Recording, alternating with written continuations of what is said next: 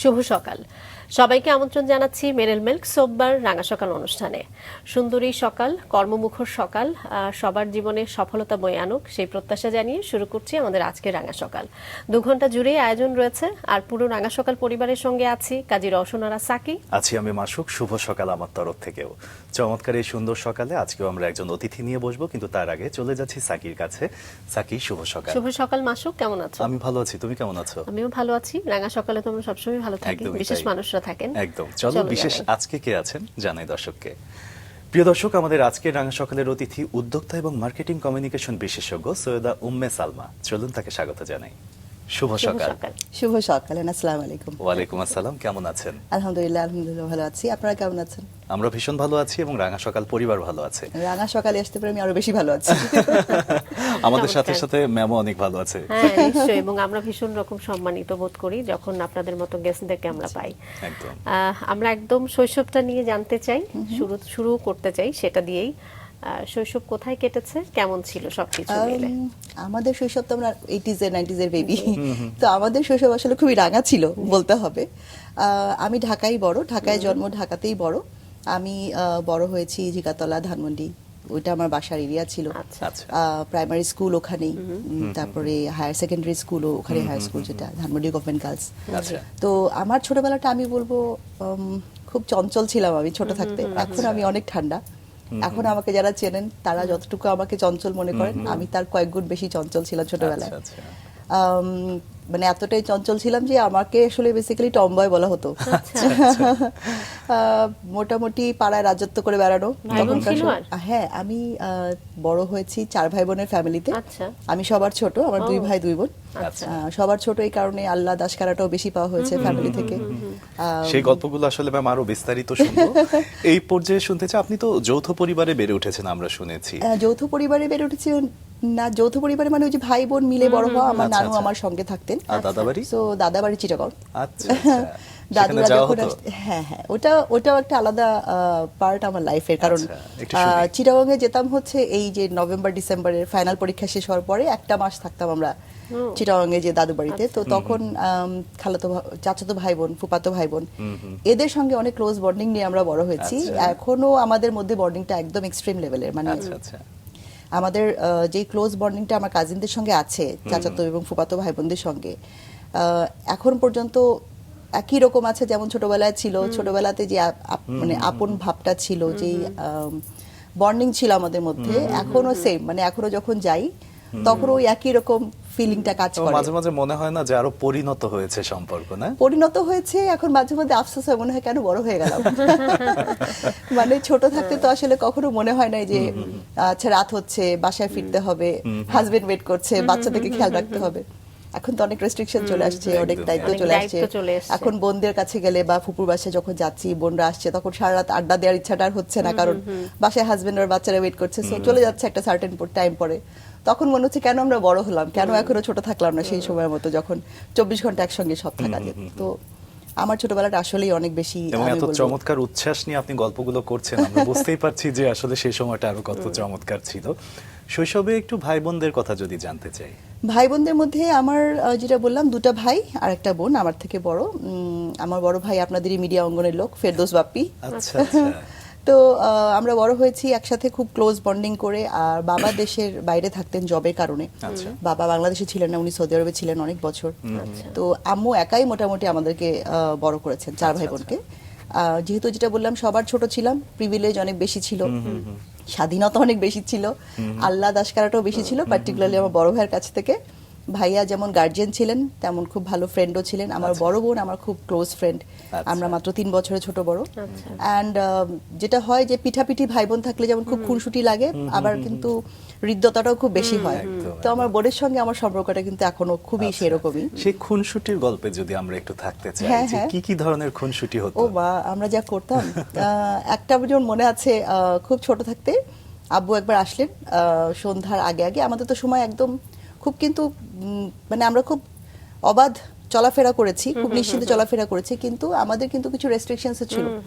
যেমন বিকালে খেলতে যাবো, এটা নিয়ে কেউ আটকাতো না, আচ্ছা। কিন্তু মাগরিবের আজান দেওয়ার সাথে সাথে ঘরে আচ্ছা, ঢুকতে হবে, এইটা একটা একদম কড়া রুল ছিল বাসায়। আচ্ছা। যেহেতু আম্মু জব করতেন, প্রাইভেট জব করতেন, আমি যেমন বড়ই হয়েছে দেখি যে মা বাসায় থাকবেন না, নানুই দেখতেন আমাদেরকে, সবকিছু দেখাশোনা করতেন। তো আমরা যেটা করতাম, মাগরিবের পরে বাসায় আসো এবং তারপরে অ্যাটলিস্ট ঘন্টা খানেক বা ঘন্টা দুয়েক পড়ালেখা করতে হবে, একদম ম্যান্ডেটরি ছিল। তারপরে তো টিভি দেখার একটা সময় আসতো, এরকম কিছু।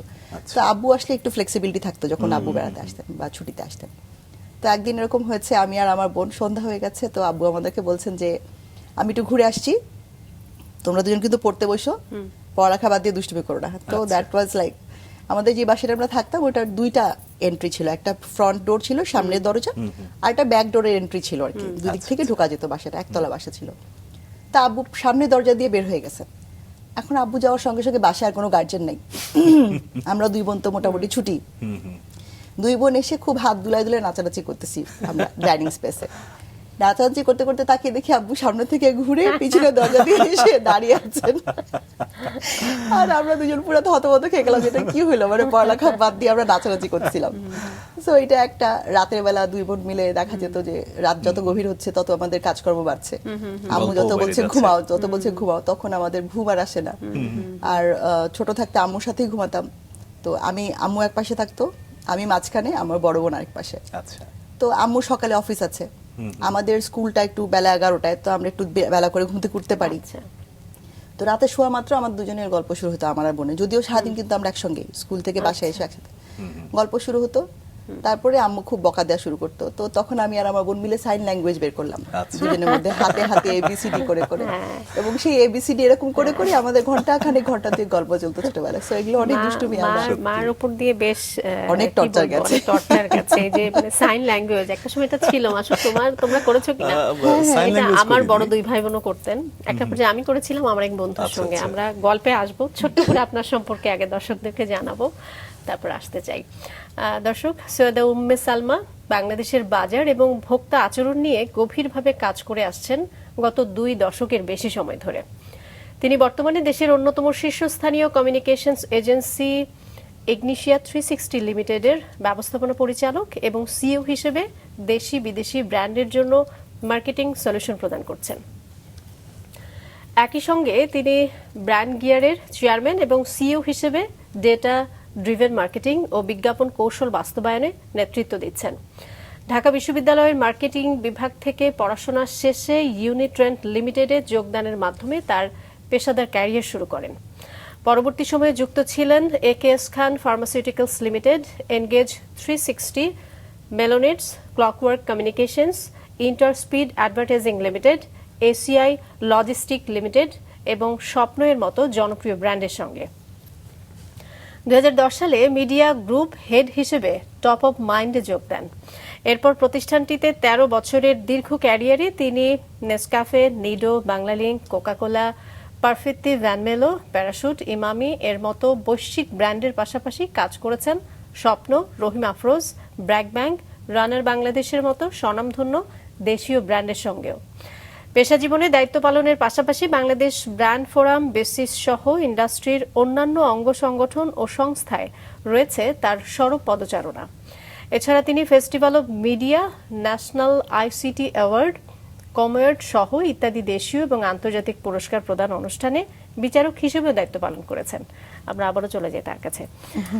কি বলবো, বাংলাদেশের যতগুলো বড় বড় কর্পোরেট সেক্টর রয়েছে, মানে মনে হয় না কোনোটা বাদ পড়েছে। আমি যে নাম বলছিলাম যেখানে আপনার দাপিয়ে বেড়ানো হয়নি আর কি, সেই জায়গাগুলো নিয়ে আসবো। নিশ্চয়ই আপনি অনেকের জন্যই এখন আদর্শ হয়ে উঠেছেন।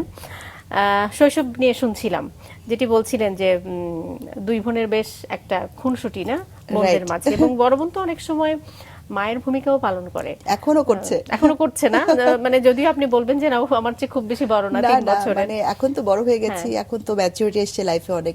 বোন দেশে থাকেন না, অস্ট্রেলিয়া থাকেন, কিন্তু যোগাযোগটা এখনো সেরকমই। ইনফ্যাক্ট মার বিরুদ্ধে জাতীয় যত কমপ্লেন আছে সব বোনের কাছেই করি। আমার মা আমার সঙ্গেই থাকেন, তো স্বাভাবিক যেটা হয় যে সারাদিন মার সঙ্গে থাকা। না, নানু মারা গেছেন ছোট থাকতে, এখন আমার মা আমার সাথে থাকেন। ইনফ্যাক্ট এখন আমি থাকি হচ্ছে আমার নিজের যে পরিবার সেটা একটা যৌথ পরিবার, জি, জি। যেটা প্রবাবলি এখনকার সময়ে বাংলাদেশে খুব রেয়ার, ঢাকা শহরে। তো আমি আসলে আমি বলি আমি 52বর্তী পরিবারে থাকি, 51বর্তী না। আচ্ছা। কারণ কোন অর্থে বলেন সেটা আপনি? 51বর্তী হচ্ছে শ্বশুর বাড়ির সঙ্গে থাকা। আচ্ছা। শ্বশুর শাশুড়ি আছে, দুটো দেবর আছে, হ্যাঁ। দুজনের ওয়াইফ আছে, মেজো দেবর দুটো বাচ্চা আছে, আচ্ছা। আমি, আমার হাজবেন্ড, আমার 2 বাচ্চা, এই আমরা 12 জন মানুষ, সঙ্গে আপনার সাথে মা। আমার মা। তো এই ও, হলো আপনার 52বর্তী। আপনার যে ভাগ্যবান আর কে আছে, মানে সব দিক থেকে আমার মনে হচ্ছে। একদম একদম চমৎকার, অ্যাবসলিউটলি। চমৎকার, হ্যাঁ। তো ওই আসলেই। যেটা বলছিলাম, বোন এখন বেস্ট ফ্রেন্ড, বোন এখন আমার মেন্টর, আচ্ছা। বোন এখন কমপ্লেইনের জায়গা, আহ্লাদের জায়গা, এখনো সবকিছু আছে। আচ্ছা, আর ভাই? বড় ভাইয়া যে বাপ্পি ভাইয়া যার কথা বললাম, ভাইয়া যেমন আব্বু যেহেতু দেশে থাকতেন না, তো ছোট থাকতে ভাইয়া became kind of like a father figure for me. আমার জন্য ভাইয়াই আসলে ওই গার্জিয়ানের জায়গাটা নিয়ে নিয়েছিলেন, যে আমাকে কি করা যাবে, কি বলা যাবে না, আমাকে কখনো বকা দেওয়া যাবে না। হ্যাঁ, তো এই জিনিসগুলো ভাইয়া খুব প্যাম্পার করতেন আমাকে ছোট থেকে।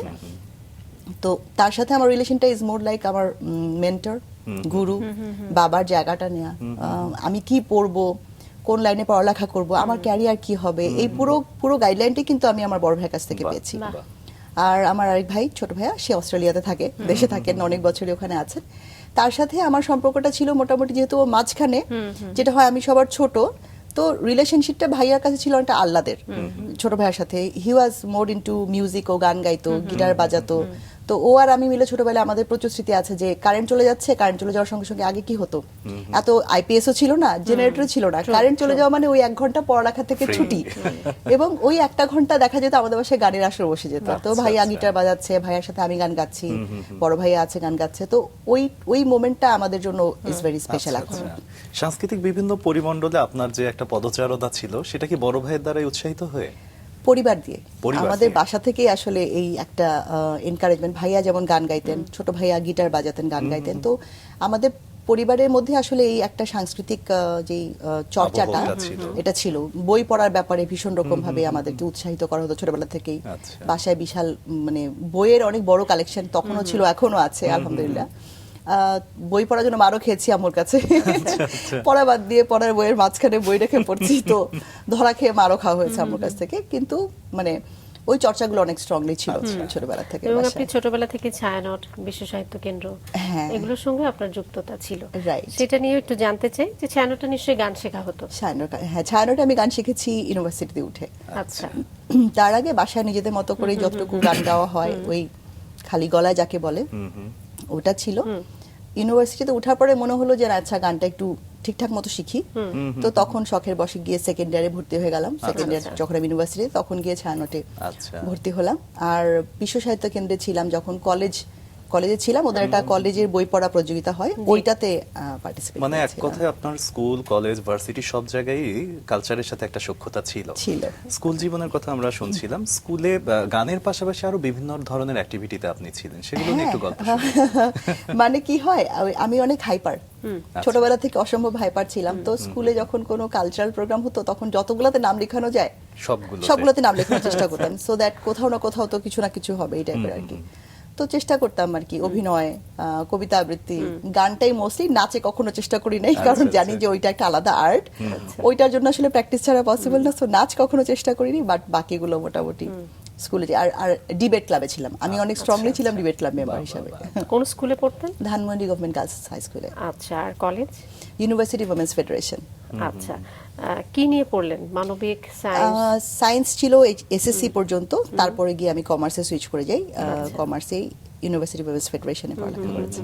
এই যে বিভিন্ন অ্যাক্টিভিটির সঙ্গে থাকা না, এবং একই সঙ্গে মোটামুটি সায়েন্স ব্যাকগ্রাউন্ড, তারপর আপনি কমার্স পড়লেন, এবং যেটি বলছিলেন যে বড় ভাই সবসময় একজন মেন্টর হিসেবে কাজ করেছে আপনার লাইফে, তার মানে কি ছোটবেলা থেকেই কি বড় ভাই বেশ সহযোগিতা করতেন, যে আসলে লাইফটা কিভাবে তুমি সেট করবে, বা কোন জায়গাটা নিয়ে তুমি পড়াশোনা করবে? ছোটবেলা থেকে একটু শুনি সেই গল্পগুলো। ছোটবেলা থেকে ভাইয়া আসলে তখন তো আর ওভাবে মেন্টর বলে মনে হয় নাই, তখন তো বড় ভাই গার্জিয়ান হিসেবে গাইড করছে কি পড়ালেখা করব। আমার যেমন পড়ালেখার ব্যাপারে আমার আগ্রহ ছিল বরাবরই, আমি ইনফ্যাক্ট একটু বেশি সিরিয়াস থাকি পড়ালেখা, যখন ব্যাপারটা পড়ালেখার হয়, পরীক্ষার হয়, তখন খুব সিরিয়াস হয়ে যাই।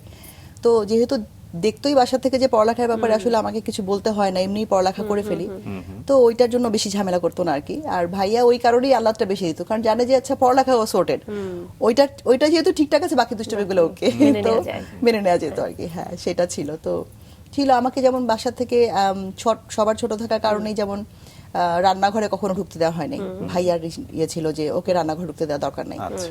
সো আমি ছিলাম হচ্ছে মানে আমার বোন হচ্ছে রান্না এক্সপার্ট, সে একদম আই থিঙ্ক 5-6 থেকে আপু রান্না শিখে গিয়েছিল, নানু হ্যাঁ, ওনাকে মানে নিজের হাতে বিশেষ রান্না করে দুই শিখিয়েছে বোনের ভিতর বড় বোন থাকলে ছোটদের এই সুবিধাটা আসলে খুব পুরা দমে। স্বাভাবিকভাবে আর হয়ে এটা যায়। অ্যাডভান্টেজ আমি পুরা নিয়েছি। তো রান্না আপু করতেন, বাসায় কোনো গেস্ট আসলে আমরা যখন বড় হয়েছি কলেজ ইউনিভার্সিটিতে পড়ি, কোনো গেস্ট আসলে আম্মুর সঙ্গে দেখা যেত আপু রান্না করছে, আমার কাজ ছিল হচ্ছে টেবিল ডেকোর করা, ঘর গুছানো, বাসা গুছানো, এগুলো ছিল আমার কাজ। সো ওগুলা করতাম আমি আর কি। আচ্ছা আচ্ছা ম্যাম, আপনি বলছিলেন যে এসএসসি তে আপনি সায়েন্সে ছিলেন, পরে কমার্সে এসেছেন। একটা সময় দেখা যায় যে মানুষ সায়েন্সের পড়ার চাপের কারণে এসে পরে ইয়ে করে, কিন্তু ফলাফলের কিন্তু খুব বেশি পার্থক্য থাকে না। সাকি এই গল্পটা এই কারণে বলছি, আমিও কিন্তু সায়েন্স থেকে কমার্সে গিয়েছিলাম, কিন্তু সায়েন্স এবং কমার্সে দুটোতে আমার রেজাল্ট একই রকম। ও আচ্ছা। তো সেই জায়গা থেকে আপনার এই পরিবর্তনটা কিভাবে আসলো? আমার এই পরিবর্তনটা, সায়েন্সে আমার রেজাল্ট খারাপ ছিল না, ভালোই ছিল, কিন্তু আমার বড় ভাই যার কথা বলছিলাম, ভাইয়া আসলে ততদিনে ভাইয়া ইউনিভার্সিটিতে পড়ে, ফাইন্যান্সে, ঢাকা ইউনিভার্সিটি। তো ভাইয়া অলরেডি কিন্তু একটা আইডিয়া আছে যে মার্কেট কোন দিকে যাচ্ছে, ফিউচার কোন দিকে যাবে, he had that vision always. তো যখন আমি এসএসসি পাশ করলাম এবং এইচএসসি তে ভর্তি হব, কোন কলেজে ভর্তি হব এটা নিয়ে একটা মানে আমাদের মধ্যে একটা কনফিউশন দেখা গেল। তো তখন ভাইয়া আমাকে বললেন যে ইউনিভার্সিটি উইমেন্স ফেডারেশন একটা কলেজ আছে, ওখানে ভাইয়ার একটা ফ্রেন্ড ছিল টিচার, বলছিল যে কলেজটা মেয়েদের জন্য এবং খুবই ভালো একটা কলেজ, এবং বাসা থেকে কাছে, যেহেতু ধানমন্ডিতে বাসা, ধানমন্ডি 6 কলেজ, বাসা থেকে কাছে হবে। তো আমাকে বললো যে তুমি কমার্স পার্সু করো, সায়েন্সের থেকে, সায়েন্সে তুমি আসলে তো আইদার তুমি মানে ডক্টর ইঞ্জিনিয়ার না হলে আসলে তখনকার সময় বলতো যে কিছুই হচ্ছে না। আর আমার আসলে ডাক্তার ইঞ্জিনিয়ার হওয়ার শখও ছিল না কখনো, বিকজ অনেক পড়তে হয়, এত লম্বা পড়বো না, এটা প্ল্যান ছিল। তো তখন ভাইয়া বলে যে তাহলে তুমি কমার্সে পার্সু করো, যেহেতু তোমার পড়ালেখার আগ্রহ আছে, তুমি কমার্সে মোটামুটি একটু যদি এই স্পিড ধরে রাখো, you will do good in HSC. So তখন আমি আসলে কমার্সে সুইচ করে যাই, এন্ড আমি বলবো আমার জন্য that prove very right.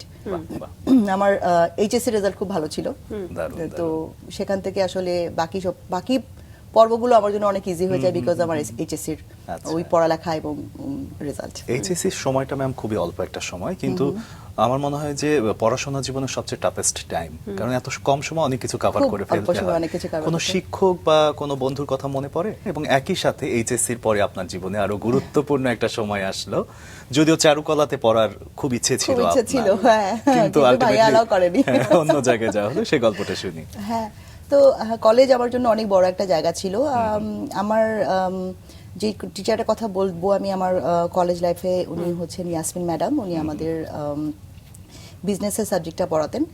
So উনি আমাকে অনেক এনকারেজ করেছেন আমার ওই সময়কার টাইমটাতে, যে কিভাবে পড়লে আর একটু বেটার করতে পারবো, কোন ধরনের স্টাইলে আসলে পড়াটা আমার প্র্যাকটিস করা উচিত, খুব গাইড করার মতো যে ব্যাপারটা উনি আমাকে অনেক করেছেন ওই সময়টাতে। তো আমি ফিল করি যে ওই এনকারেজমেন্টটা আমাকে অনেক কাজ করেছে। হয় না যে ক্লাসে পড়া করে গিয়েছি, আমি হয়তো প্রশ্ন করলে আমি উত্তরটা দিলাম, দেওয়ার পর ওনার যে অ্যাপ্রিসিয়েশনটা, সেটা আমাকে আরো এনকারেজ করেছে যে আচ্ছা পরের দিন আমি আবার ভালো করে পড়ে আসবো, কারণ অল্প পড়লেই যদি উনি এত এনকারেজ করে তাহলে তো নিশ্চয়ই এটা আরো বেটার হবে। আমাদের কলেজের প্রিন্সিপাল ম্যাডাম অনেক কড়া ছিলেন, ভীষণ রকম কড়া ছিলেন।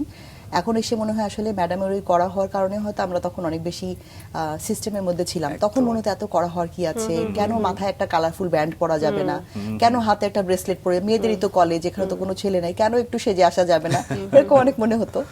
কিন্তু এখন মনে হয় যে না, আপার ওই সময়কার গাইডেন্স এবং ওই অনুশাসনগুলো আসলে একটা ভিত্তি করে দিয়েছিল।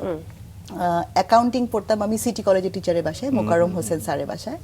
সেখানে আমার বেশ কিছু ফ্রেন্ড হয়েছিল যারা সিটি কলেজে পড়তো, তাদের সঙ্গে এখনো ফ্রেন্ডশিপ আছে। তাদের মধ্যে একজন অলরেডি আল্লাহর কাছে চলে গেছেন, one of my very close friend. আর বাকিদের সঙ্গে এখনো ভালো যোগাযোগ আছে, কানেকশন আছে। যাদের সঙ্গে অ্যাকাউন্টিংয়ে পড়েছিলাম তাদের সাথে ইউনিভার্সিটিতে পড়া হয়েছে, মার্কেটিং একই ডিপার্টমেন্টে। স্কুলের একটা বান্ধবী আছে আমার, যার সঙ্গে আমি স্কুলে পড়েছি, কলেজে পড়েছি, ইউনিভার্সিটিতে পড়েছি একই সাথে। এখন আমি যার সাথে কাজ করছি আমার ইগনিশিয়া 360 লিমিটেডে, সেখানে আমার সঙ্গে যিনি কাজ করছেন ক্লোজলি, সে আমার স্কুলের বান্ধবী। সো আমি খুব closely connected with my friends. দারুণ। চারুকলার গল্পটা শুনতে চাচ্ছি। চারুকলার গল্প, আচ্ছা এটা ইন্টারেস্টিং। চারুকলা বেসিক্যালি আমার খুব আর্ট এন্ড ক্রাফটের দিকে ঝোঁক ছিল, মানে কোনো কিছু বানিয়ে ফেলা, ছবি আঁকা, এই জাতীয়। যেহেতু ছোটবেলা থেকে একটু বাসা থেকে ওই যে বললাম অনেক আশকারা দিয়ে বড় করেছে, তো আমার খুব ইচ্ছা ছিল হচ্ছে যে চারুকলায় ভর্তি হয়ে আমি আর্টিস্ট হয়ে যাব লাইফে।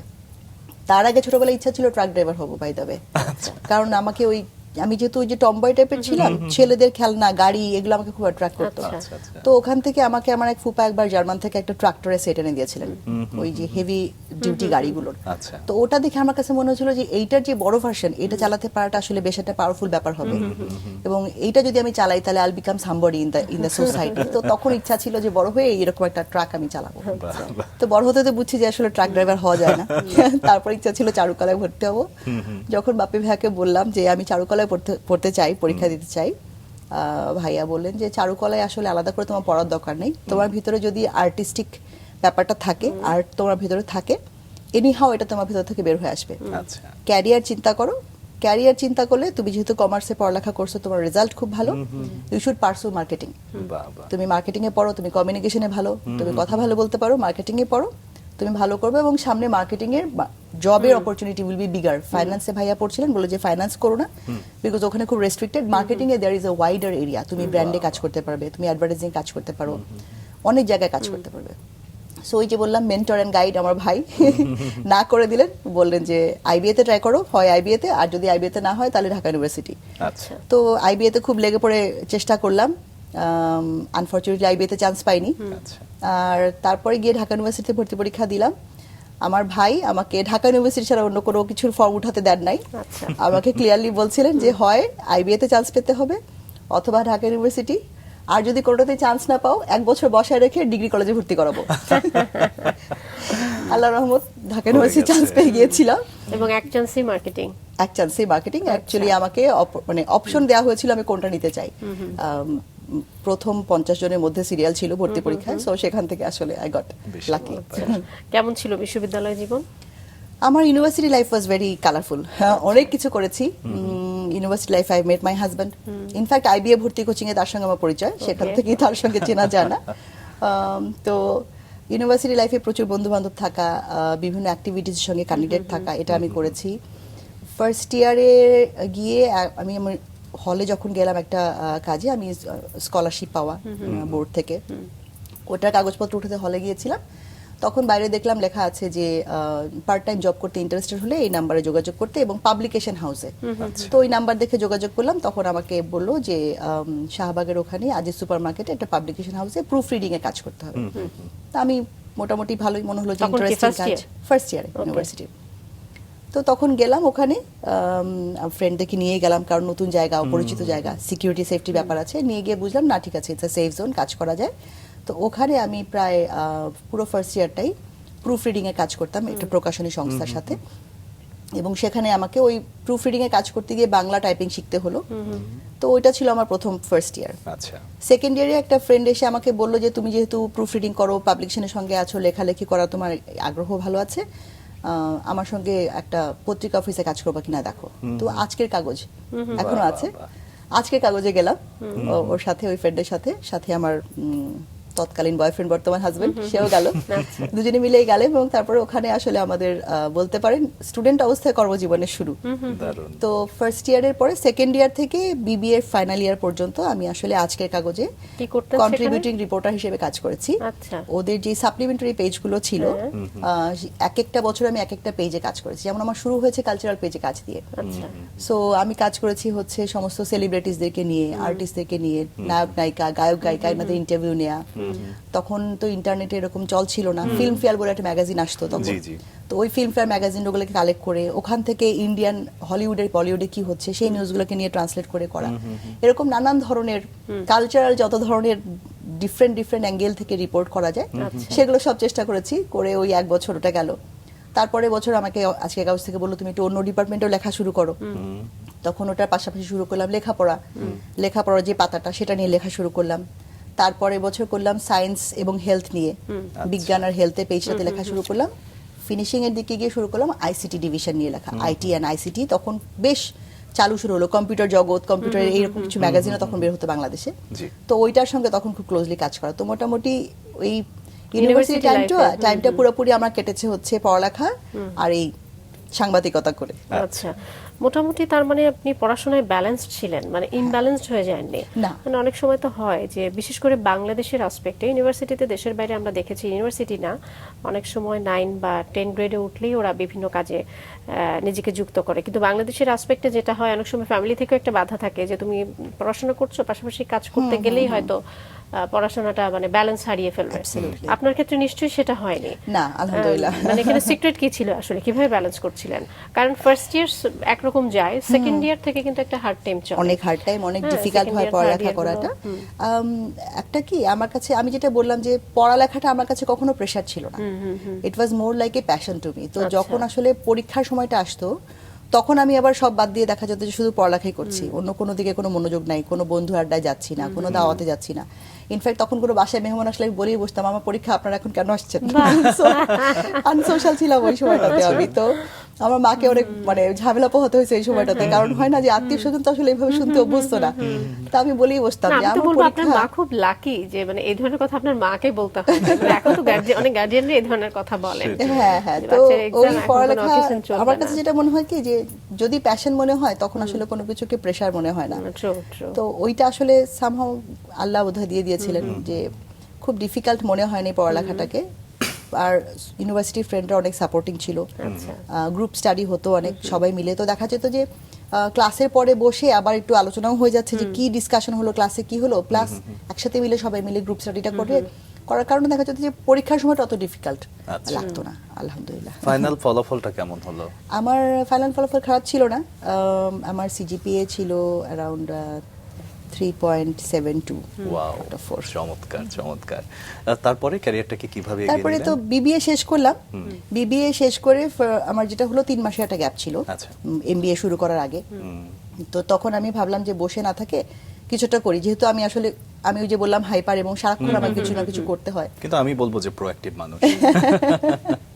তো ভাইয়াকে বললাম যে কি করবো ওই 3 মাস বসে না থেকে, কারণ ততদিনে আজকে কাগজে পাট চুকিয়ে ফেলেছি। আর মানে ওটা যতটুকু কভার করা ওরা আমাদেরকে বলছিল ফুল টাইম জয়েন করতে। আমাদের আসলে ক্যারিয়ারে আমার ইচ্ছা ছিল না যে আমি সাংবাদিকতায় পুরোপুরি যাব। আচ্ছা। তো তখন ভাইয়া বললো যে তুমি একটা কাজ করো, ইউনিফ্রেন্ড লিমিটেডে আমি তোমাকে বলে দেই, পরিচিত আছে একজন, তো তুমি ওখানে গিয়ে একটা ইন্টার্ন করো 3 মাসের জন্য, দেখো কেমন লাগে, ভালো লাগে নাকি, যদি ভালো লাগে এই 3 মাস তুমি কাজ করলা। আচ্ছা। তো ওই আমি জানুয়ারি মাসে 2003 সালের জানুয়ারি মাস এখনো মনে আছে, আমি গেলাম ইউনিট্রেন্ড লিমিটেডে ইন্টারভিউ দেওয়ার জন্য অ্যাজ এন ইন্টার্ন। আচ্ছা। তো ওখানে ইন্টার্ন হিসাবে গিয়ে বসায় রাখলো 1 ঘন্টা, বসেই থাকলাম 1 ঘন্টা, বসে আছি অ্যান্ড প্যানিক করছিলাম যে কি হয়, কারণ কখনো তো আসলে সিরিয়াস জব ইন্টারভিউ দেই নাই। সেটাই। তো বসে আছি, আমার মনে আছে তখন আমি একটা কাজ করতাম ইউনিভার্সিটি থাকতে, সরি এটা মিস হয়ে গেছে, জি জি। আমি ক্যান্ডেল বানাতাম, ডিজাইনার ক্যান্ডেল। আচ্ছা। ইউনিভার্সিটি থাকতে আমার 2টো সোলো ক্যান্ডেল এক্সিবিশনও হয়েছে, বাহ। যেখানে মানে মোম দিয়ে ফুল বানানোর কাজ আমি করেছি, মানে গোলাপের মতন ডেলিকেট ফুল, পপির মতন ডেলিকেট ফুল, এগুলো আমি মোম দিয়ে বানাতে পারতাম। আচ্ছা। তো আমি ওই একটা ফুল বানিয়ে নিয়ে গিয়েছিলাম অ্যাজ এ গিফট, যে যার সাথে ইন্টারভিউ হবে তাকে অ্যাটলিস্ট আমি এটা দিতে চাই। তারপরে ফটোগ্রাফির শখ ছিল, ইউনিভার্সিটিতে আমি ফটোগ্রাফির যেই ক্লাব আছে সেখানে অ্যাজ এ মেম্বার ছিলাম, ফটোগ্রাফি শিখেছি একদম প্রফেশনাল লেভেলে। তো যিনি আমার ইন্টারভিউ নেবেন তিনি আবার এই সমস্ত ব্যাপারে বেশ জানতেন। এনকারেজ করেন, আগ্রহী আছেন, জানতাম, কোম্পানি ওনার। তো আমি বসে আছি ওখানে, খুব প্যানিক করছিলাম যে কি হবে, কারণ 1 ঘন্টা বসে রাখাতে না টেনশনটা বেড়ে যাচ্ছিল যে আচ্ছা এতক্ষণ বসে রেখেছে।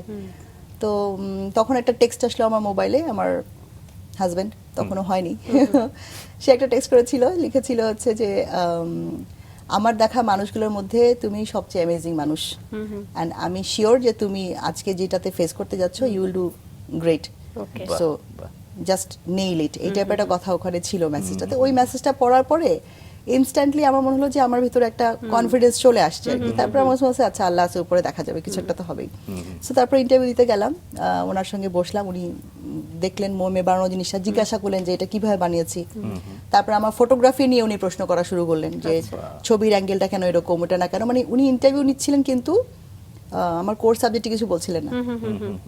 তারপরে আস্তে আস্তে উনি মানে যেহেতু অনেক সিনিয়র, উনি ওনার মতো করে আসলে আমাকে জাজ করছিলেন যে আমি আসলে কোথায় ফিট করব এজেন্সির মধ্যে যদি আমি যাই ওখানে জয়েন করি। তো তারপরে ইন্টারভিউ নেওয়ার লাস্টে কি উনি আমাকে বললেন যে তোমারকে যদি একটা চ্যালেঞ্জ দিতে হয়, চ্যালেঞ্জটা কি নিবা তুমি এই 3 মাসে, what will be one challenge that you will take.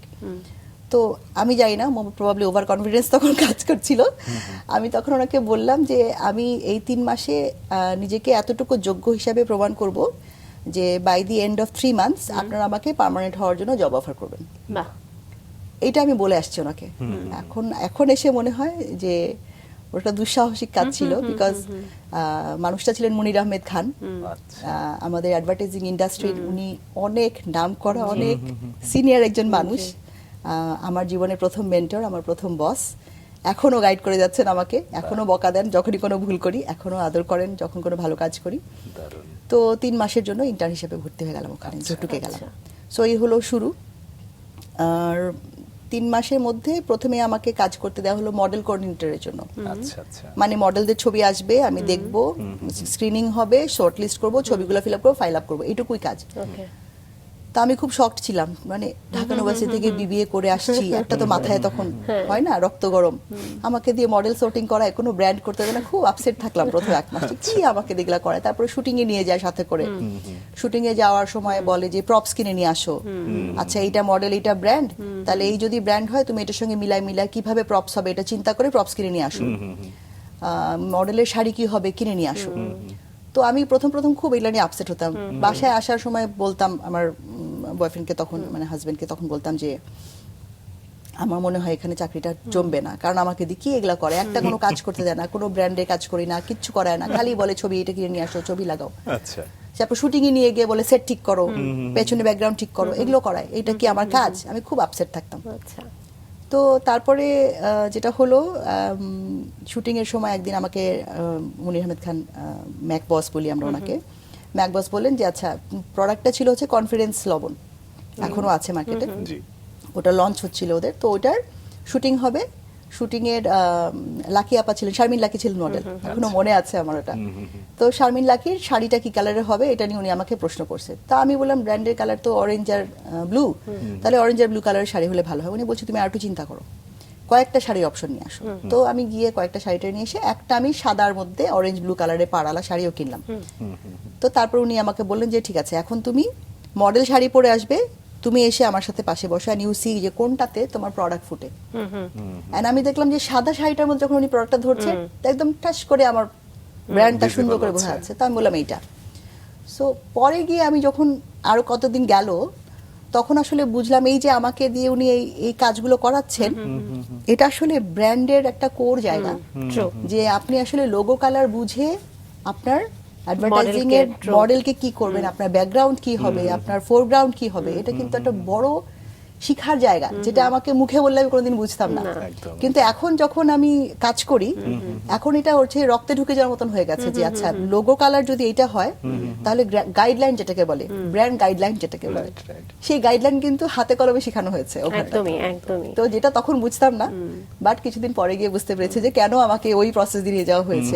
নিশ্চয়ই। এবং আপনি যেটি বলছিলেন যে মার্কেটিং এ পড়ে এসে আপনি যে কাজগুলো করছিলেন, তো আপনার অজান্তেই আসলে আপনি অনেক বড় একটা জায়গায় পড়লেন, এবং আমার মনে হয় যে আপনার এটা আপনার লাইফে একটা বিগ অপরচুনিটি ছিল, যে আপনাকে আপনার অজান্তেই এত কিছু শিখিয়ে যাচ্ছিলেন তারা, যেটা আপনি অনেক পরে এসে ফাইন্ড আউট করলেন। কতদিন কাজ করলেন ইউনিট্রেন্ডে? আমি 4 বছর কাজ করেছি। ব্র্যান্ডের সঙ্গে তো কাজ করলেন? হ্যাঁ, মানে আমি ওখানে জয়েনই করেছিলাম ক্লায়েন্ট সার্ভিসিং, মানে ব্র্যান্ড সার্ভিসেস এর লোক হিসাবে, মডেল কোঅর্ডিনেটরের পাশাপাশি।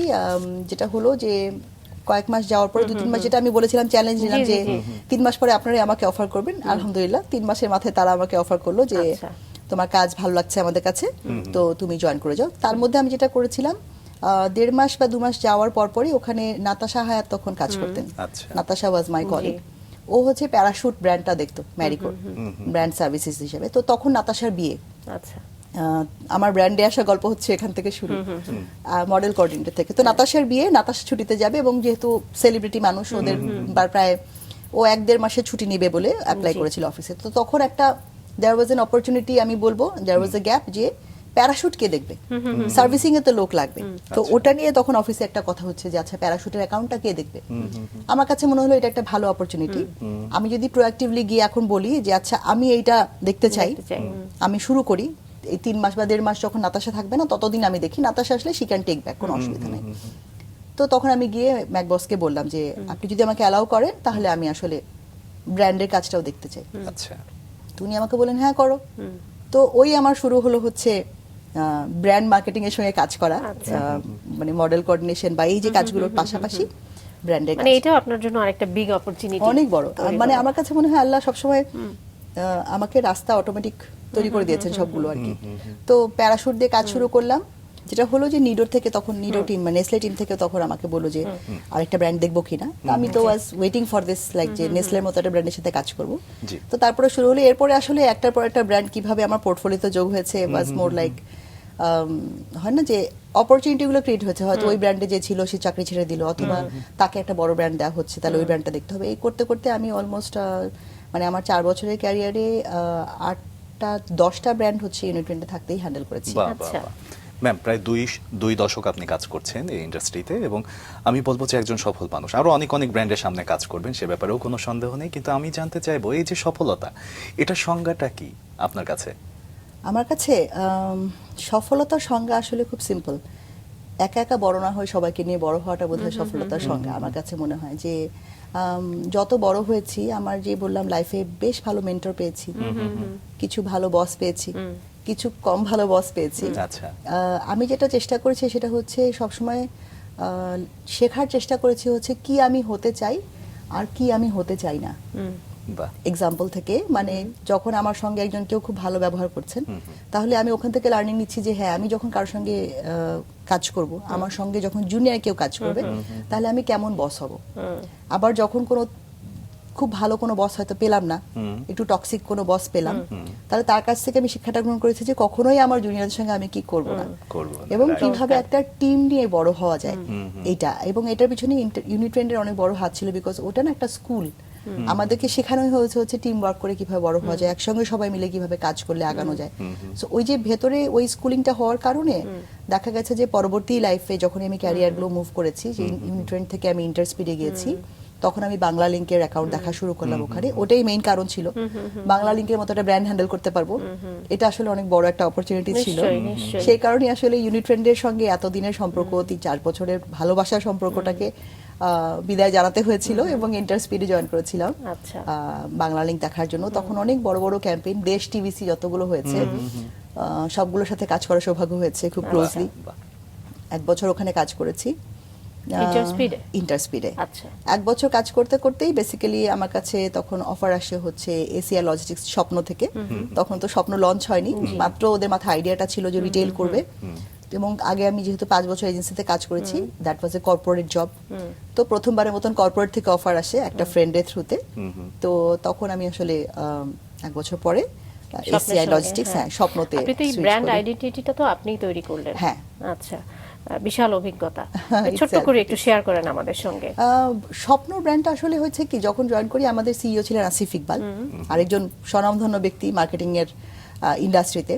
তো উনি আমার যখন ইন্টারভিউ নিলেন, তখন উনি আমাকে এটাই বলেছিলেন যে আমরা এমন একটা কিছু করতে চাই যেটা দিয়ে মধ্যস্বত্বভোগী লোকজনদেরকে এড়িয়ে গ্রাহকরা একটা ব্রিলিয়ান্ট বেটার প্রোডাক্ট পাবে, আর কৃষকরা তাদের ন্যায্য মূল্য পাবে। সো এইটা ছিল একদম প্রথম দিনে ওনার সঙ্গে আমার ডিসকাশন, এবং আমার কাছে মনে হয়েছিল আচ্ছা, এইরকম একটা উদ্যোগের সঙ্গে যদি থাকতে পারি, তাহলে এটা আসলে দেশকে একটা কিছু দেয়ারও জায়গা আমার জন্য। এরকম একটা ব্র্যান্ড দাঁড় করাতে পারা কিন্তু আমার কাছে মনে হচ্ছিল it's a matter of honour আমার জন্য, যে দেশের জন্য ফাইনালি কিছুটা করা হবে। কারণ হয় না যে আল্লাহ তো আমাদেরকে প্রিভিলেজ দিয়েছে, লাইফে অনেক জায়গায় যেছি। আমি মধ্যবিত্ত ফ্যামিলি থেকে আসা একটা মেয়ে, কিন্তু সেখান থেকে এসে আমি যে জায়গা পর্যন্ত আসতে পেরেছি, ইনফ্যাক্ট এখনো যে জায়গায় আমি আছি, এটা তো অবভিয়াসলি আল্লাহর কাছ থেকে পাওয়া একটা বড় রহমত। তো আমি রিটার্নে কি দিচ্ছি, রাইট? এটা তো আমাদের আসলে একটা রেসপন্সিবিলিটিও দেয়া। তো এখান থেকে স্বপ্নর সাথে জয়েন হয়ে যাওয়া আর কি। তো শুরুতে আমরা আসলে স্বপ্ন নামে শুরু করিনি, স্বপ্ন নামটা রেখে দেওয়া হয়েছিল যে আগে একটু টেস্ট বেসিসে মার্কেট টেস্টিং করব, তারপরে আমরা মেইন ব্র্যান্ডে যাব। আচ্ছা। তো প্রথমে আমরা ফ্রেশ অ্যান্ড নিয়ার নামে শুরু করি ওখানে। পোস্তগোলাতে আমাদের প্রথম আউটলেট ওপেন হয়, এবং ওইখানকার মানুষজনের জন্য ইট ওয়াজ অ্যান এক্সপিরিয়েন্স। যে হয় না, সাধারণত আমরা সুপার শপ দেখি কোথায়, গুলশান, বনানী, ধানমন্ডি, একটু উচ্চবিত্ত এলাকায়। পোস্তগোলাতে কেউ কখনো চিন্তা করেনি ওখানে একটা সুপার শপ খুলবে, বাট আমরা এখানে গিয়ে খুললাম। ওখানে একটা বড় চ্যালেঞ্জ ছিল হচ্ছে মানুষের আয়ের সাথে তাল মিলিয়ে প্রোডাক্ট প্রোভাইড করা, ফ্রেশ প্রোডাক্ট প্রডিউস করা ওখানে। কারণ কাঁচা বাজারে ওখানে সঙ্গে কম্পিট করা কিন্তু মুখের কথা না, এবং এরিয়ার সাথে সাথে প্রোডাক্টের প্রাইসেরও তো একটা ব্যাপার ছিল। অবশ্যই, হ্যাঁ। তো ওই সবগুলো কিন্তু আমাদের যে টিম ছিল, সাপ্লাই চেইন টিম যারা আছে, তারা খুব ভালোভাবে মেনটেন করেছিল। তো ওখান থেকে শুরু। আমরা প্রায় 4-5 মাসের মতন টেস্ট মার্কেটিং করার পরে আসলে স্বপ্ন ব্র্যান্ডটাকে নিয়ে আমরা লঞ্চ করলাম, সেটার লোগো তৈরি করলাম। এই লোগো তৈরি করার জন্য ইনামুল করিম নির্ঝর কাজ করেছেন। He was the designer for this logo, I was the brand manager তখন স্বপ্নর। এবং আমাদের যিনি ম্যানেজিং ডিরেক্টর এমডি স্যার ছিলেন আরিফুদ্দৌলা স্যার নিজে লোগোটার ব্যাপারে খুব ক্লোজলি কাজ করেছেন, মানে ওনার সঙ্গে আমাকে ডেইলি বেসিসে গিয়ে লোগোটা নিয়ে কাজ করতে হতো। স্বপ্ন লোগোটা যদি আপনারা কখনো খেয়াল করেন, যে মানুষের হাত এরকম উঁচু করে আছে, একটা তারা ধরার চেষ্টা করছে, ওটার পেছনের ভিশনটা ছিল মানুষের যে স্বপ্ন to reach the highest point, ওইটা স্বপ্ন উইল এনেবল। মানুষের জীবনে যদি আপনার খাওয়া পড়ার চিন্তাটা কমে যায়, সেটা যদি সর্টেড হয়ে যায়, তাহলে you can reach for the star, right? ওখান থেকেই স্বপ্নর গল্পটা শুরু।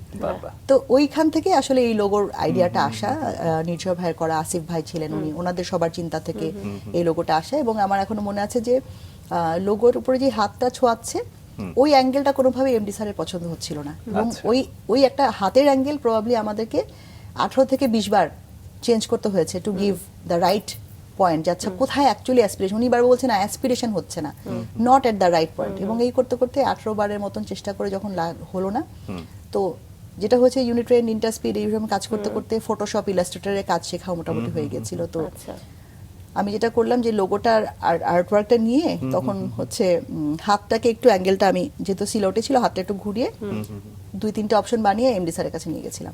ওখান থেকে একটা দেখুন বলছে this is it, and that's how the logo got locked.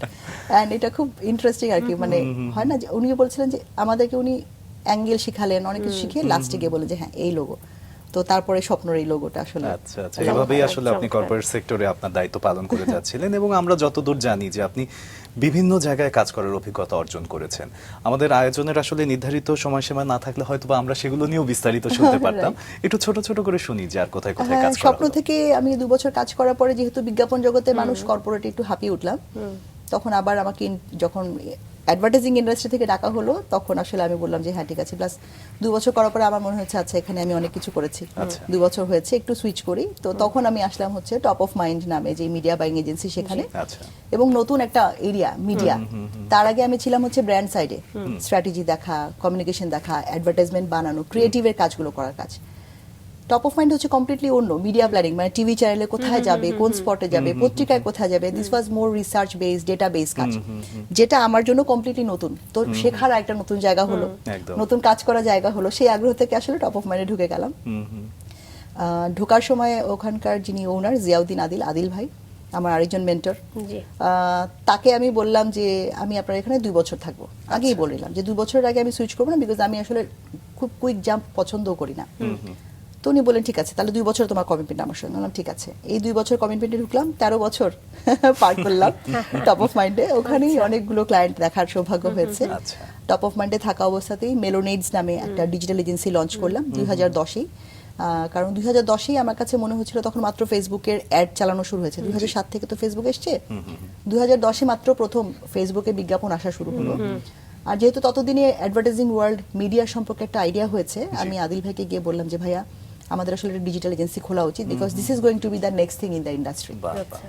এবং উনি আমার কথা শুনলেন এবং বললেন যে ঠিক আছে শুরু করো, বাট লিড তোমাকে নিতে হবে। আমি বললাম আই উইল ডু ইট, অসুবিধা নেই, আমি পারবো, টিম বানায় নিব, আপনি আমাকে খালি পারমিশন দেন এন্ড পাওয়ারটা দেন। And he gave it to me. So full authority নিয়ে আমি তখন আসলে কাজ করি ওখানে টপ অফ মাইন্ডে, এবং মেলোনেডস শুরু করলাম। এবং তারপরটুকু আসলে ইতিহাস, এই 13 বছর আসলে কোন দিক দিয়ে গেছে বলতে পারবো না। ভালোবাসার কাজের জায়গা, বিভিন্ন দেশি আন্তর্জাতিক বিভিন্ন ব্র্যান্ডের সঙ্গে আসলে আপনার কাজ করার কারণে আপনি নিজে কখন এত সমৃদ্ধ করেছেন, হয়তো আপনি নিজেও সেটা বুঝতে পারেননি। আমরা একটু জানি যে এই কাজের অভিজ্ঞতা থেকে বাংলাদেশের যে ভোক্তা আচরণগুলো রয়েছে, সেটা নিয়ে তো আপনার একটা বিশাল অভিজ্ঞতা তৈরি হয়েছে। আপনার সবচেয়ে গুরুত্বপূর্ণ পর্যবেক্ষণ আসলে কি দাঁড়ালো, যদি একটু জানতে চাই। আমার যেটা মনে হয় ব্র্যান্ড মার্কেটিং এ সবচেয়ে ইম্পর্টেন্ট যে জিনিসটা বোঝা, সেটা হচ্ছে মানে কাস্টমারের পেইন পয়েন্টটা বোঝা খুব জরুরি। একজন কাস্টমার কেন একটা প্রোডাক্ট ইউজ করে, তার কোন সমস্যাটাকে সলভ করার জন্য উনি আসলে আমার এই প্রোডাক্টটা কিনছে, এটা যদি আমি অ্যাজ এ মার্কেটিং আইডেন্টিফাই করতে পারি, এবং আমি যদি তাহলে কমিউনিকেশনটা তাকে ওভাবেই করতে পারি, তাকে বিলিভ করাতে পারি যে হ্যাঁ আমার এই প্রোডাক্টটাই আপনার এই প্রবলেমটাকে সবচেয়ে ভালো উপায়ে সলভ করে দিবে, তাহলে কিন্তু ইয়ার থ্রু, তাহলে কিন্তু আর কিছু লাগছে না। একদম। তো ওই কাস্টমারের প্রবলেমটা, তার আসলে সমস্যাটা কোথায় হচ্ছে, কোথায় তার ব্যথা, ওটা বুঝতে পারা জরুরি। আচ্ছা, আপনি একজন কর্পোরেট ব্যক্তিত্বের পাশাপাশি একজন সমাজ সচেতন মানুষও। আপনি যে কাজগুলো করছেন, আপনি বলছিলেন যে স্বপ্নের সাথে যখন কাজ করেন তখন আপনার মধ্যে একটা দায়বদ্ধতা কাজ করছিল, সেই দায়বদ্ধতাটা আসলে পরবর্তীতেও বিভিন্নভাবে আপনি পালন করেছেন, সেই গল্পগুলোর দিকে যদি একটু যাই। চেষ্টা করি, পারি কিনা জানি না। আমি যেটা চেষ্টা করি, যেটা বললাম যে আমি মনে করি আমি অনেক লাকি, আমি অনেক ভালো ভালো মেন্টর পেয়েছি। আশরাফ বিন তাজ, মুনির আহমেদ খান, আসিফ ইকবাল, জিয়াউদ্দিন আদিল, আমার বড় ভাই ফেরদৌস বাপ্পি, তো অনেক মানুষকে আমি কিন্তু পেয়েছি আমাকে গাইড করার জন্য। আর ব্র্যান্ড ফোরামের মতো একটা প্রতিষ্ঠানের সাথে খুব ক্লোজলি কানেক্টেড, বেসিসের সঙ্গে কানেকশন হয়েছে মেলোনেটসের কারণে। তো আমি যেটা দেখেছি যে নেটওয়ার্ক অনেক বড় একটা কাজ করে আপনার ক্যারিয়ারকে উপর দিকে নেওয়ার জন্য, কিন্তু আনফরচুনেটলি বাংলাদেশের মেয়েদেরকে এই নেটওয়ার্কটা কিন্তু কেউ অ্যাক্সেস করিয়ে দেয় না, খুব কম। এবং আমি কিন্তু আমি বলবো আমার প্রচুর সময় আমি এটাতে দিয়েছি, আমার প্রচুর সময় দিয়েছি, সেটা কেমন? শ্রম দিয়েছি। মানে ধরেন অফিস করে গিয়ে আমি হয়তো ব্র্যান্ড ফোরামের সঙ্গে সময় দিচ্ছি, একটা ব্র্যান্ড ডেভেলপমেন্টের কাজ করছি, একটা কোনো প্রোগ্রামের জন্য কাজ করছি, বেসিসে সময় দিচ্ছি, আইসিটি অ্যাওয়ার্ডের জন্য কাজ করছি। এগুলো কিন্তু আমি আমার রেগুলার অফিসের কাজ শেষ করে আমার পার্সোনাল লাইফের সময় থেকে সময় বের করে দিচ্ছি, রাইট? কেন করেছি? বিকজ আমার কাছে মনে হচ্ছে এই নেটওয়ার্কটা, এই যে দেয়াটা, এটা will give back something to me. এখন এসে আমার কাছে মনে হয় যে এই চ্যানেলটা বা এই যে নেটওয়ার্কের জায়গাটা, এটা কি সবাই পায় কিনা। তো সেখান থেকে আমার খুব আগ্রহ থাকে এবং চেষ্টা থাকে যে কোনো মেয়ে যারা আসলে এই ইন্ডাস্ট্রিতে কাজ করছে, যে কোনো মেয়ে যে মার্কেটিং এ বা অ্যাডভার্টাইজিং কাজ করছে, তাকে যদি আমি কোথাও কোনো গাইড করতে পারি, তাকে যদি আমি একটা কোনো নেটওয়ার্কে কানেক্ট করে দিতে পারি, আমার মনে হয় মেবি সেটা আমার এন্ড থেকে করা একটা সামান্য কিছু। কাউকে যদি সাহায্য করতে পারি তার ক্যারিয়ারে, ছেলে মেয়ে যেই হোক অসুবিধা নাই, মেয়ে হলে প্রেফার্ড বেশি, যেহেতু আমি একজন মেয়ে। যখন কোনো ফোরামের প্রোগ্রামে যাই, যখন কোনো টক শোতে যাই, অথবা যখন কোনো প্যানেল ডিসকাশনে যাই, আমি খেয়াল করি যে সব, যদি আমাদের 25 জন ছেলে গেস্ট থাকেন, তাহলে 5 জন হয়তো হার্ডলি ওখানে মেয়ের ছবি থাকে। বিভিন্ন যে ফোরামগুলো হয় আমাদের, আমার খুব স্বপ্ন দেখে আমি একসময় যে যেখানে আসলে মেবি 12 জন মেয়ে আর 12 জন ছেলে দেখতে পাবো, যেটা ইকুয়াল হবে অথবা কাছাকাছি হবে। তো ওইটার জন্য তো আসলে মেয়েদেরকে একটা প্ল্যাটফর্ম দেওয়া লাগবে। আমার ইচ্ছা আছে এরকম একটা প্ল্যাটফর্ম সামনে তৈরি করার, যেখানে মার্কেটিং এ কাজ করা মেয়েরা হয়তো নিজেদের বলার একটা জায়গা খুঁজে পাবে। চমৎকার।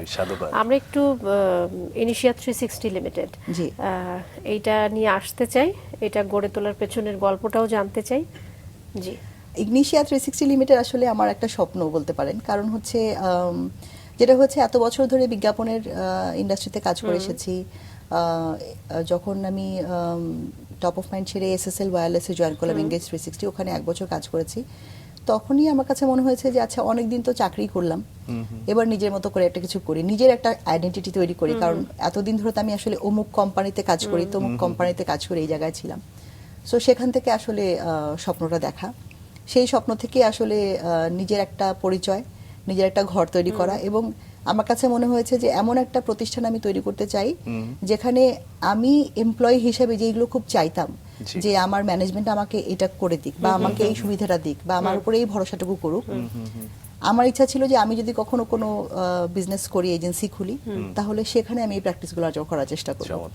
সো সেই চেষ্টা থেকে, সেই স্বপ্ন থেকেই আসলে ইগনিশিয়া 360 করা। ইগনিশিয়া 360 নামটাও খুব চিন্তা থেকে করা, এটা আমার টিমের ছেলে পেলেদের দেয়া নাম।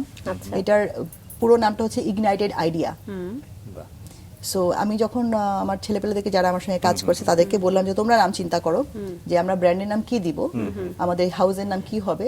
ওরাই আসলে আমাকে সাজেস্ট করেছে যে মানে প্রথমে কি নামবিহীন প্রতিষ্ঠান, নামবিহীন প্রতিষ্ঠান, মানে আমার সঙ্গে কাজ করতে কতগুলো ছেলে ছিল একসাথে। আমরা তো মানে সব ক্ষেত্রেই চিন্তা করি যাচ্ছে আমি এটা করব, আমার এটা নামটা আগে কি হবে, মানে স্বাভাবিকভাবেই আমরা এটাই করে থাকি। কিন্তু আপনি তো পুরো উল্টো দেখছি, মানে এটা অবশ্যই পজিটিভ, অবশ্যই পজিটিভ, মানে কাজগুলো শুরু হয়ে গেছে। তার আগে আসলে ব্র্যান্ড গিয়ার লিমিটেড নামে একটা এজেন্সি আমার আছে, আমি ওটার সাথেও কাজ করছি, ওখানে আমার সাথে একজন পার্টনার আছে। তো ওটা আমার চলছিল, ওটা এখনো চলছে, 1 বছর ধরে আমি ওটাই ইগনিশ করছি। সো ওটার পাশাপাশি আসলে ইগনিশিয়াটাকে শুরু করা, বিকজ আমার মনে হয়েছে যে 360 ডিগ্রি মার্কেটিংটা আসলে সামথিং উই শুড পারসু। মানে শুধু একটা ডিজিটাল মিডিয়া নিয়ে পড়ে না থেকে আমার আসলে সবগুলো জায়গাতে বিচরণ করাটা জরুরি। কারণ যেহেতু সব জায়গায় সেক্টরই আমার কাজ করার অভিজ্ঞতা আছে, আমার নেটওয়ার্ক আছে, পরিচিত আছেন, ক্লায়েন্টরা আছেন, তো এক্সপ্লোর তো করা যাবে। এবং টিমটাও আমার খুব, আমি যে টিমটার সাথে কাজ করছি এখন, তারা ভীষণ এনকারেজিং, তারাই আমাকে গাইড করে যে আপু এটা করেন, আপু এটা করি, আপু এটাতে যাই। তো আমার চেয়ে ওরা বেশি ইগনাইটেড আই উড সে। এবং আপনার অভিজ্ঞতাও এক্ষেত্রে খুবই জরুরি, কারণ আপনি বিভিন্ন সময় যাদের সাথে কাজ করে এসেছেন তাদের অভিজ্ঞতা লব্ধ হয়েছেন।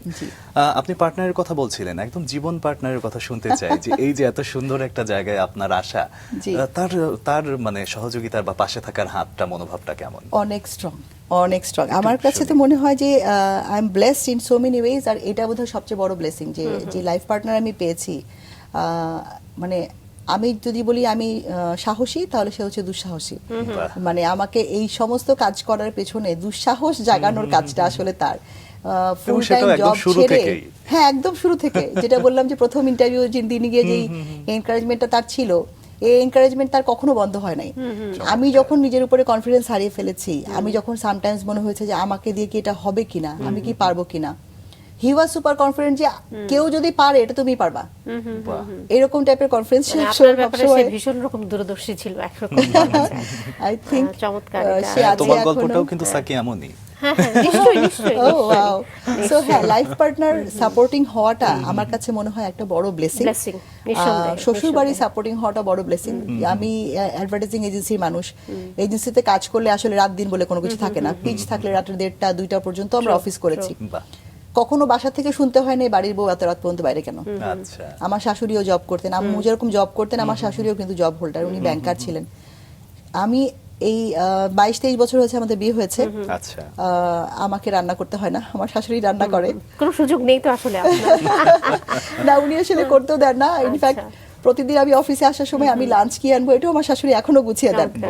তো এইটা অনেক বড় একটা সাপোর্ট, এবং সবসময় সাপোর্ট, এবং একই সঙ্গে অনেক বড় একটা শক্তি, আসলে অনেক বড় শক্তি, যেটা ছাড়া ছেলে মেয়ে কারোরই আসলে এগিয়ে যাওয়া সম্ভব নয়। এটা আমরা সবসময় বলি। কর্পোরেট লিডার একজন আপনি এখন, এর পাশাপাশি আপনি আইবিএতে শিক্ষকতাও করছেন। ছোট্ট করে একটু জানবো ভালো লাগার জায়গা, এবং ব্যক্তিগতভাবেও তো আসলে আপনাকে অনেক বেশি সমৃদ্ধ করেছে। হ্যাঁ, মানে অনেক বড় জায়গা, অনেক ভালো লাগার জায়গা। এই সেন্সেও আরো বেশি যে আইবিএতে আমি আসলে পরীক্ষা দিয়ে চান্স পাইনি, সেই আইবিএতে আমি এখন টিচার হিসেবে কাজ করছি, গেস্ট ফ্যাকাল্টি হিসেবে আছি যদিও। এমবিএ তে পড়াচ্ছি এই মুহূর্তে, স্ট্র্যাটেজিক ব্র্যান্ড ম্যানেজমেন্ট নামে একটা কোর্স এই মুহূর্তে করাচ্ছি। আমার কাছে মনে হয় শিক্ষকতার ব্যাপারটা হয়তো কোনো না কোনো ভাবে হয়তো ভিতরে ছিল, আমি খুব এনজয় করি।